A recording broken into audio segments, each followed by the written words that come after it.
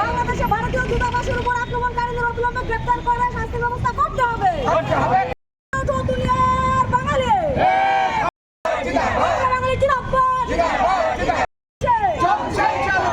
আন্দোলন চলছে, বাঙালিদের উপর নির্যাতন বন্ধ করতে হবে।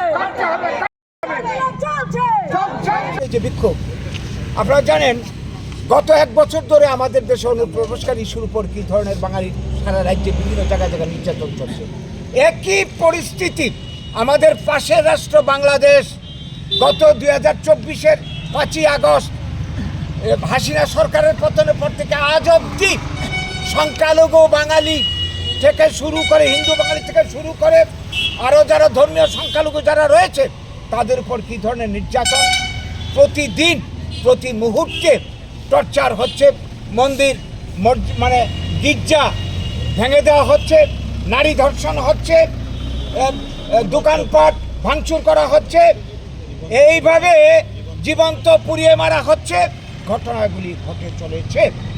আমরা লক্ষ্য করছি বাংলাদেশে এখন যে ক্ষমতায় যে রয়েছে এটা নির্বাচিত সরকার নয়, ইউনূসের নেতৃত্বে চূড়ান্ত বাঙালি বিদ্বেষী একটা মানুষ এখনো ক্ষমতা বসে রয়েছে।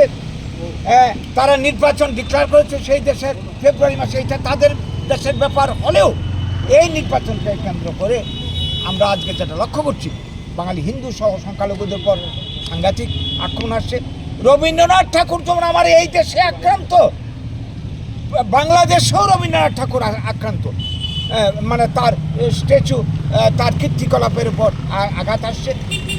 ইভেন কি বলবো, নজরুলের উপর আঘাত আসছে।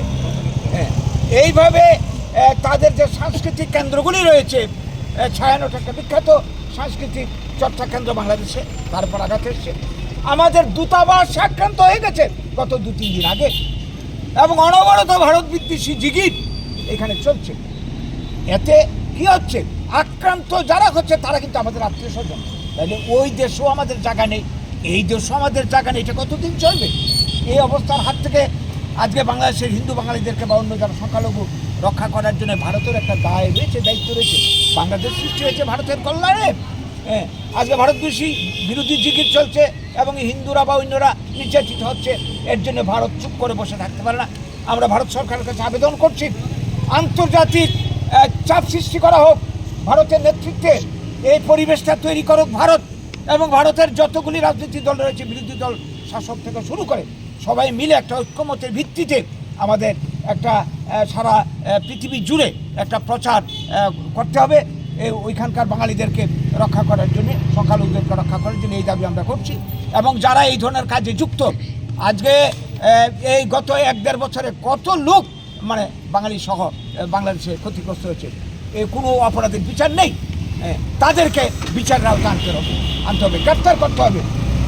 এবং আমরা লক্ষ্য করছি আজকে এরা দাবি তুলছে 7 সিস্টার ত্রিপুরা সহ উত্তর পূর্বাঞ্চলকে ওরা নাকি বিচ্ছিন্ন করে দেবে। এত বড় সাহস হয়ে গেছে ওদের, যাদের বা যে বাংলাদেশে তৈরি হয়েছে ভারতের দ্বারা, ভারতের কল্যাণে।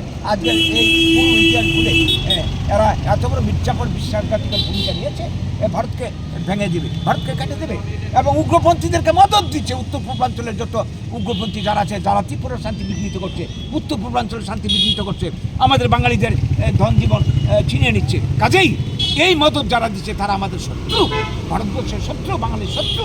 তাদের বিরুদ্ধে আমাদের ব্যবস্থা নিতে হবে। এই ব্যাপারে সরকার, ভারতের সরকার উপযুক্ত ব্যবস্থা নিক, নিরাপত্তার ব্যবস্থা করুক, এবং আমাদের যে বর্ডার এলাকাতে নিরাপত্তা বাড়িয়ে দিক। এই সমস্ত দাবি নিয়েই আমাদের আজকে বিক্ষোভ। আমরা আমাদের বক্তব্যের মাধ্যমে কেন্দ্রীয় সরকারের দৃষ্টি আকর্ষণ করছি, রাজ্য সরকারের দৃষ্টি আকর্ষণ করছি, এবং ইউনূসকে বাংলাদেশের সরকারকে সাবধান করে দিচ্ছি, এইভাবে যদি আক্রমণ চলতে থাকে, আঘাত চলতে থাকে, তাহলে এই দেশের বাঙালিরা, এই দেশের মানুষ, ভারতীয়রা কিন্তু চুপ করে বসে থাকবে না। আমরা আন্দোলন করছি এবং এই আন্দোলন আমরা আরও জোরদার করবো, শক্তিশালী করবো। আমাদের